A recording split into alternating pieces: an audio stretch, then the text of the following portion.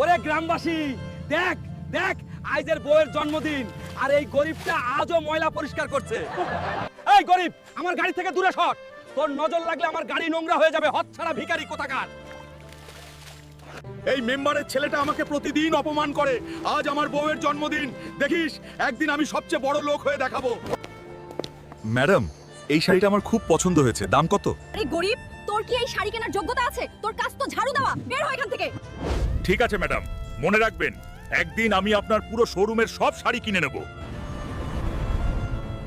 এত টাকা আমি কোথায় পাবো? কি করে বউয়ের জন্মদিন পালন করব? শুনুন গ্রামবাসী, প্রধানের বাড়ির পথে যে ভাঙা ব্রিজটি আছে, যে এটি ঠিক করতে পারবে সে পাবে 100 কোটি টাকা পুরস্কার। কি 100 কোটি টাকা? এই ব্রিজ আমি ঠিক করব? সবাই হেরে গেল।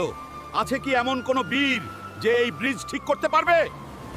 বাংলাবাসী, আমি হুলকু এই ব্রিজ ঠিক করব। আপনারা তাড়াতাড়ি লাইক আর সাবস্ক্রাইব করে দিন। ও মাই গড, হুলকু ভাই তো সত্যিই ব্রিজ ঠিক করে দিল, জিতে নিল 100 কোটি টাকা। ম্যাডাম, সেদিন আমাকে অপমান করেছিলেন না, এই নিন 100 কোটি টাকা। এবার এই শোরুম ছেড়ে আপনি বেরিয়ে যান। আমাকে মাফ করে দিন। এই মেম্বারের ছেলে, সেদিন আমার খুব মজা নিয়েছিলি না? আজ দেখ তোর পুরো পরিবার আমার গাড়ির সাথে ছবি তুলছে।